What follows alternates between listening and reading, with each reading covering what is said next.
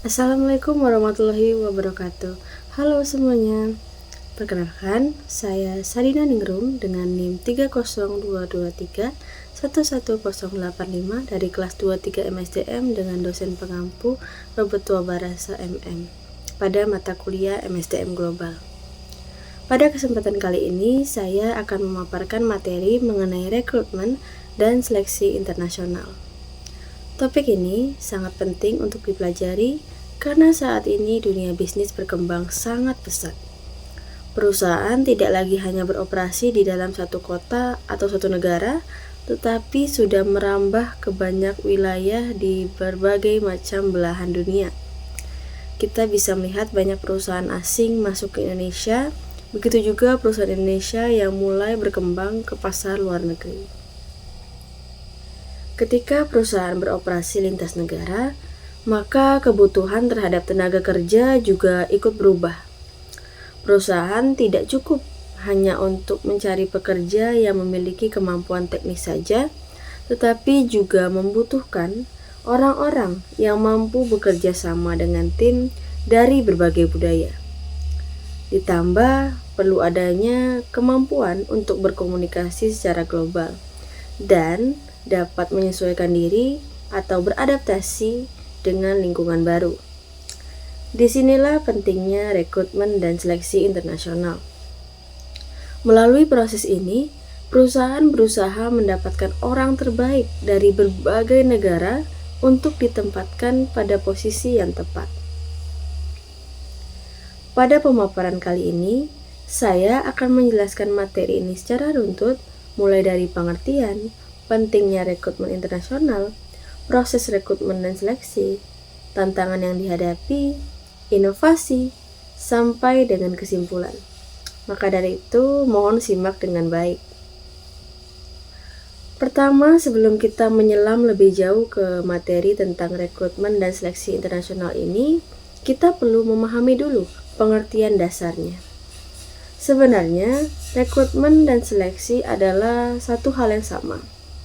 Kan tetapi untuk pengertian lebih lanjutnya, rekrutmen sendiri adalah proses mencari, menarik, dan mengundang calon tenaga kerja agar tertarik melamar pekerjaan di suatu perusahaan. Jadi tujuan utama rekrutmen adalah mendapatkan sebanyak mungkin kandidat yang memiliki potensi. Sedangkan seleksi adalah proses menyaring dan memilih kandidat terbaik dari seluruh pelamar yang ada. Maka dari itu bisa dibilang kedua proses ini adalah proses mengumpulkan pelamar sampai dengan menentukan siapa yang paling layak diterima dan dapat ditempatkan pada posisi yang tepat tadi. Lalu, apa yang dimaksud dengan rekrutmen dan seleksi internasional? Nah, artinya proses tersebut dilakukan dalam lingkup global atau lintas negara. Karena tentu ada kata internasionalnya di situ. Kandidat yang dicari bisa berasal dari berbagai negara dan posisi pekerjaan juga bisa berada di kantor pusat maupun cabang perusahaan di negara lain. Sebagai contoh nih, perusahaan asal Jepang yang memiliki cabang di Indonesia mungkin membuka lowongan untuk posisi manajer regional. Kandidatnya bisa dari mana saja. Bisa berasal dari Jepang, Indonesia, Singapura, atau bahkan negara lain. Nah, dengan demikian, proses internasional jauh lebih kompleks dibandingkan rekrutmen biasa karena ya banyak yang harus dipertimbangkan seperti bahasa, budaya, hukum kerja yang tentunya regulasi kebijakan itu berbeda-beda di setiap negara. Sampai dengan kesiapan dari kandidat itu sendiri untuk bekerja di negara lain. Lalu kita masuk ke pertanyaan, mengapa sih rekrutmen internasional itu penting? Nah, jadi teman-teman ada beberapa alasan mengapa rekrutmen internasional menjadi sangat penting di era modern. Pertama, persaingan bisnis semakin global. Seperti yang kita tahu, kita hidup di era globalisasi dengan pertumbuhan yang sangat dinamis, terutama di bidang bisnis. Saat ini, perusahaan-perusahaan itu bersaing bukan hanya dengan perusahaan lokal saja, tetapi juga dengan perusahaan asing Karena itu, kualitas sumber daya manusia bisa menjadi salah satu penentu utama lah dalam keberhasilan suatu perusahaan. Nah, kalau seandainya perusahaan ini memiliki tim terbaik, biasanya mereka memiliki staf yang lebih cepat beradaptasi, lebih inovatif, lebih kreatif, dan juga lebih unggul dalam segi pelayanan. Kedua, talenta terbaik itu tersebar di banyak negara. Jadi tidak semua keahlian terbaik tuh tersedia di satu tempat. Misalnya nih, saya kasih contoh.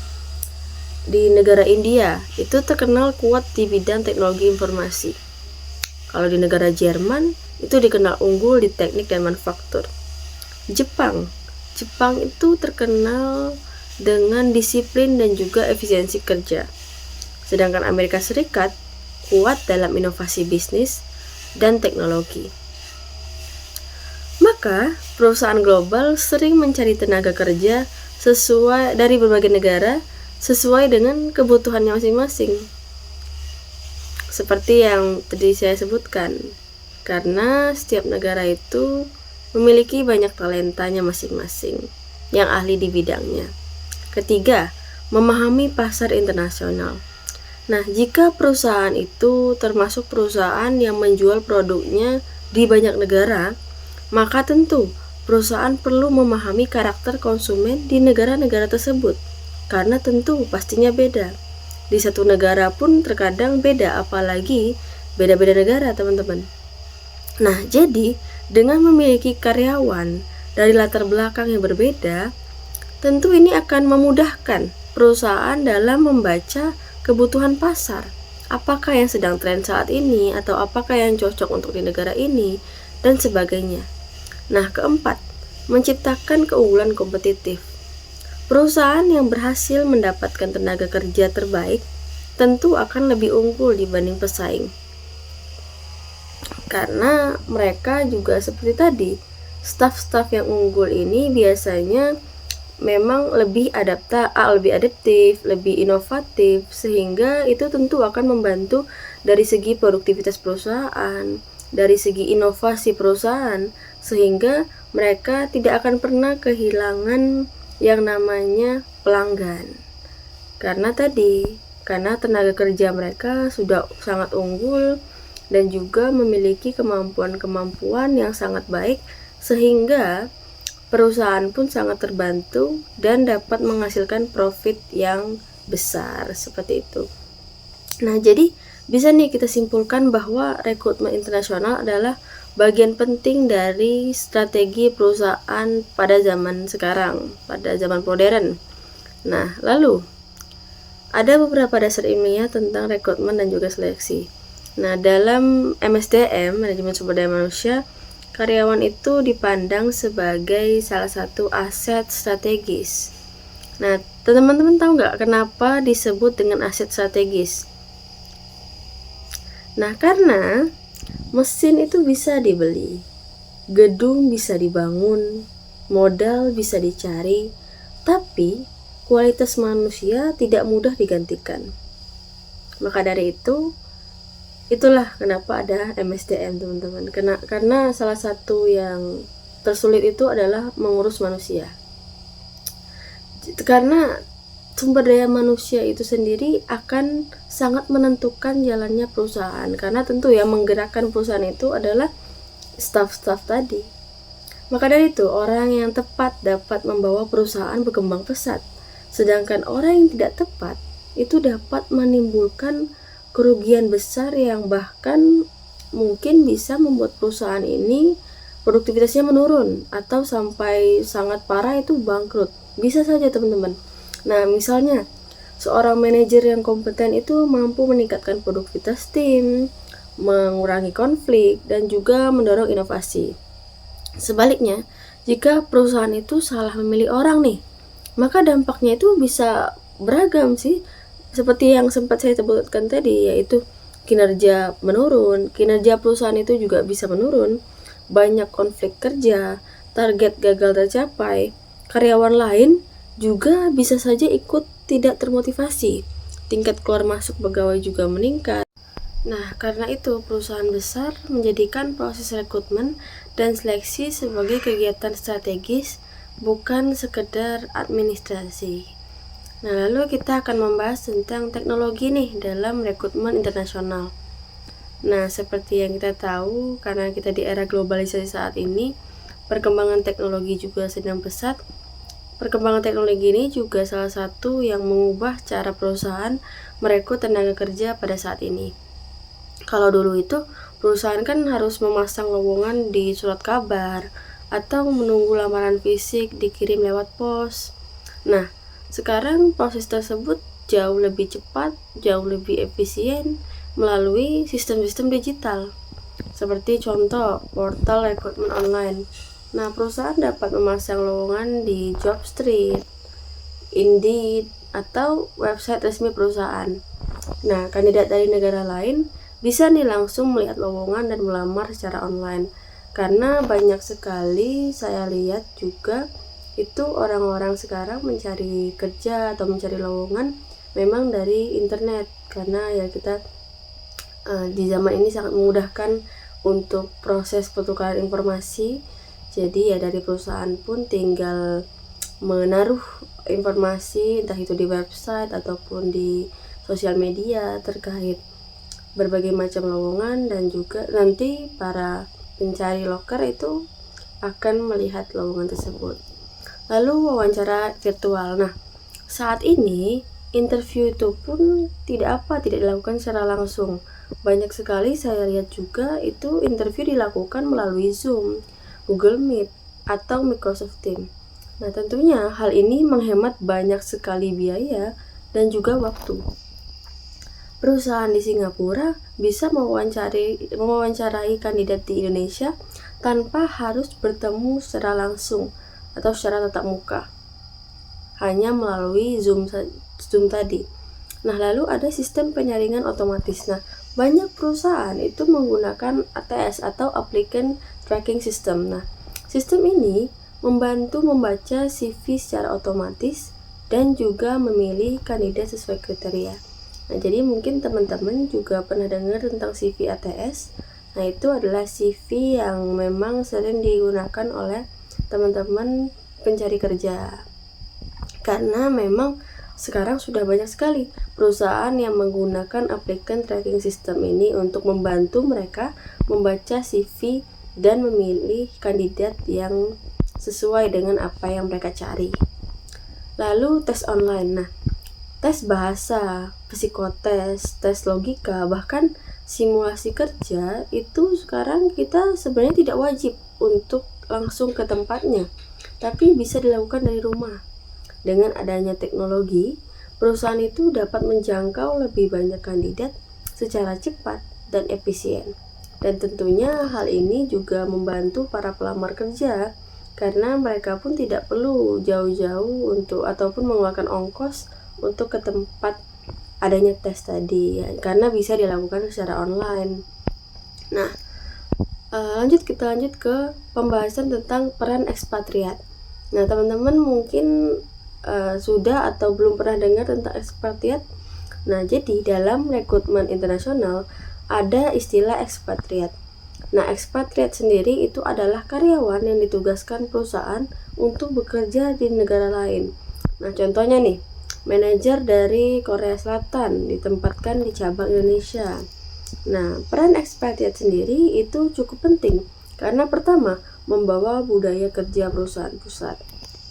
Mereka membantu menerapkan standar kerja yang sudah berlaku di kantor pusat.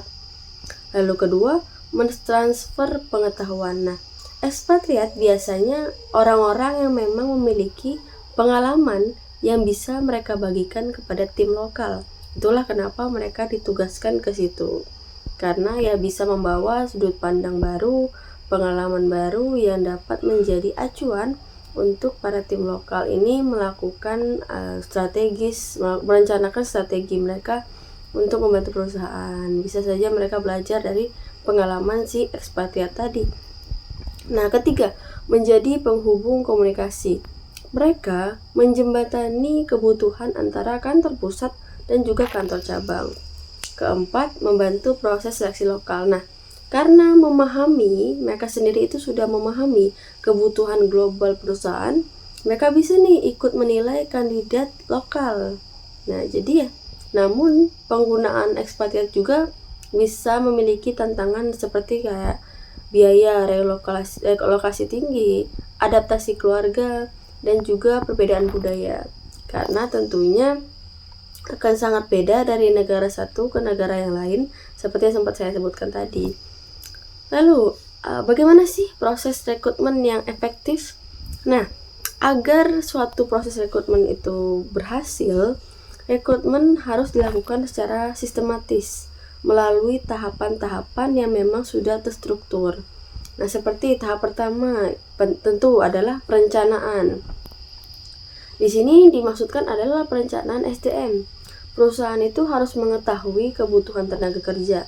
Misalnya, posisi apa yang dibutuhkan, berapa jumlah tenaga kerja, skill apa yang mereka cari, penempatan di negara mana. Karena tanpa perencanaan, rekrutmen itu bisa salah arah dari awal. Dan itu akan sangat berbahaya apabila perusahaan sendiri tidak tahu apa yang mereka cari.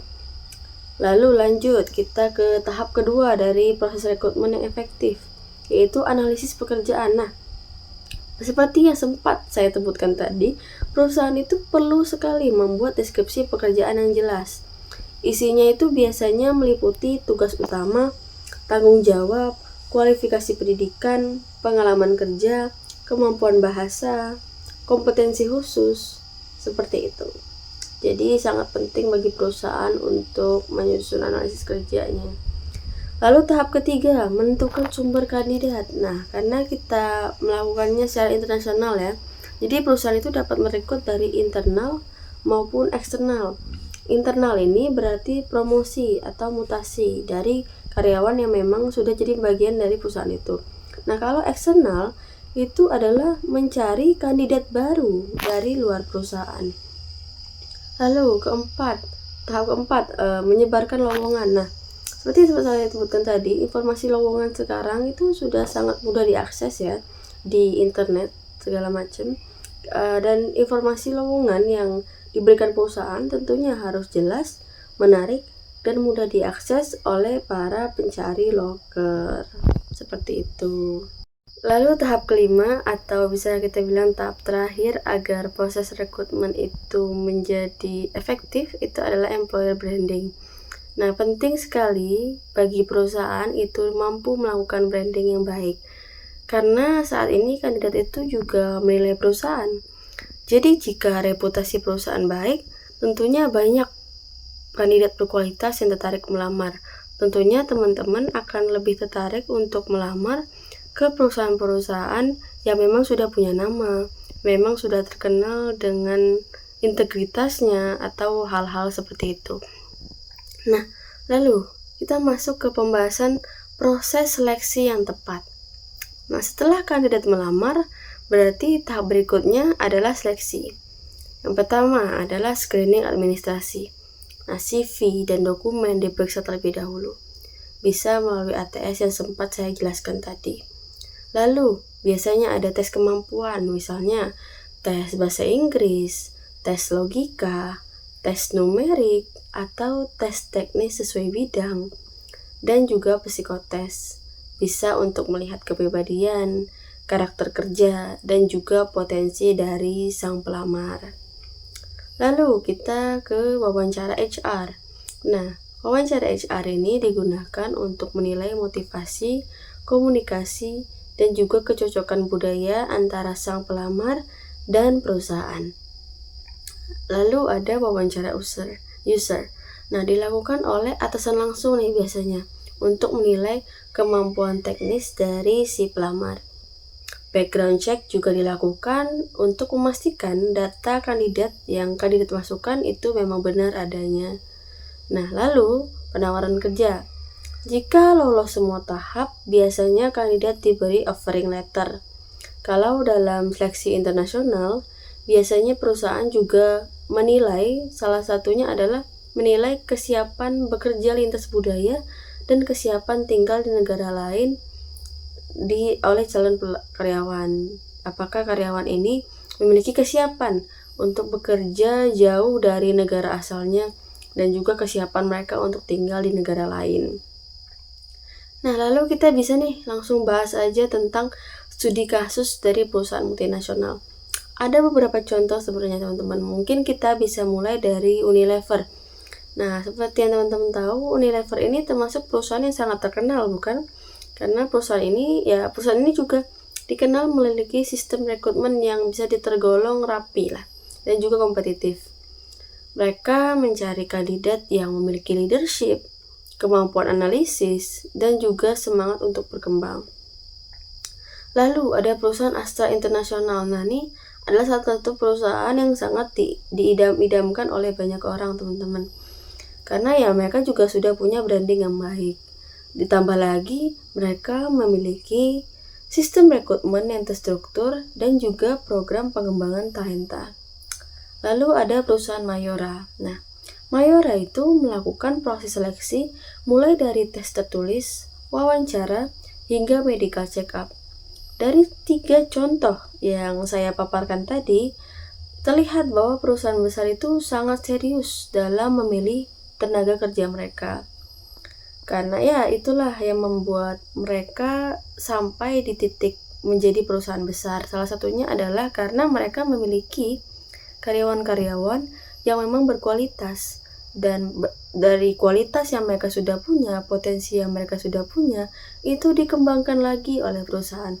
Seperti yang saya sebutkan tadi juga, perusahaan-perusahaan ini meskipun karyawannya itu sudah diterima perusahaan, mereka tetap mengembangkan potensi dari karyawan tersebut melalui berbagai macam pelatihan agar kemudian karyawan ini dapat lebih berdaya, dapat lebih mampu dalam melakukan pekerjaannya, sehingga perusahaan-perusahaan itu juga akan terlihat lebih produktif, terlihat lebih baik karena ya mereka juga punya staff-staff yang berkualitas tadi. Seperti itu. Dan mereka juga menganggapnya sebagai investasi lah, seperti itu.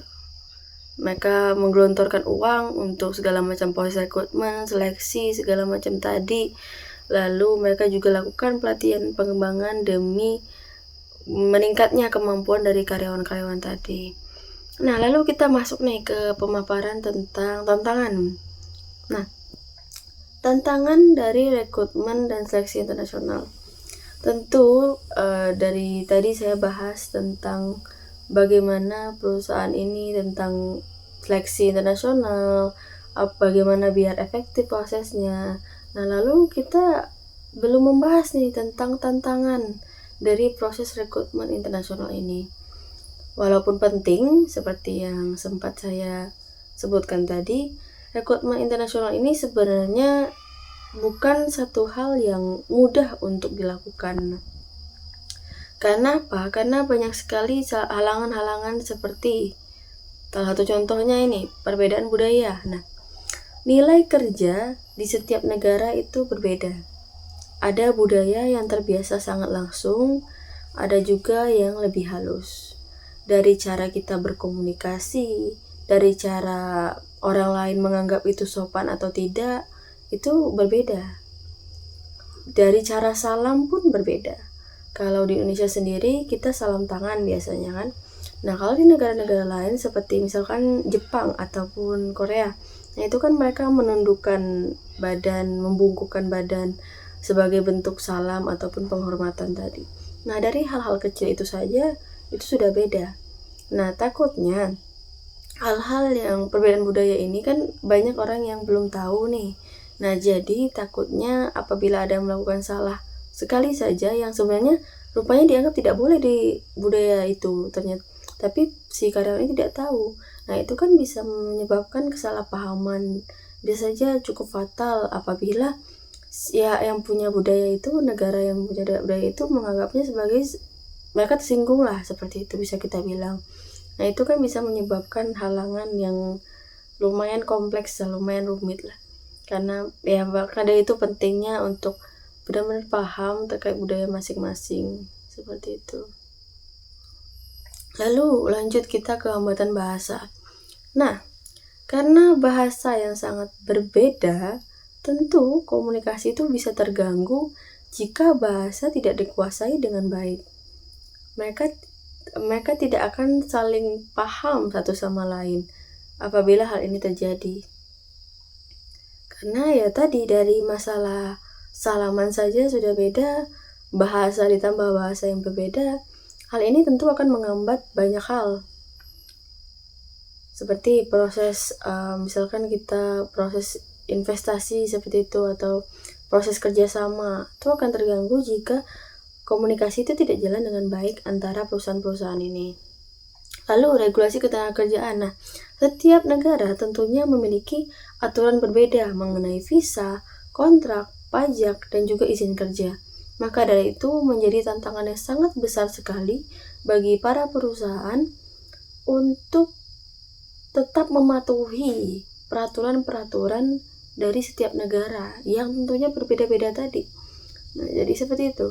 Jadi satu perusahaan yang memang membuka banyak cabang di negara-negara lain, itu setiap cabang itu mengikuti peraturan di negara itu berdiri. Jadi ya memiliki peraturan yang berbeda mengenai izin kerja, mengenai hukum ketenagakerjaan yang berbeda-beda setiap negara. Mereka harus bisa menyesuaikan itu. Lalu biaya tinggi. Nah, rekrutmen internasional ini sebenarnya sering membutuhkan biaya lebih besar, tentu karena mereka kan lebih kompleks, bahkan sampai ke lintas negara. Jadi memang lebih banyak yang harus dikeluarkan demi lancarnya rekrutmen yang terjadi.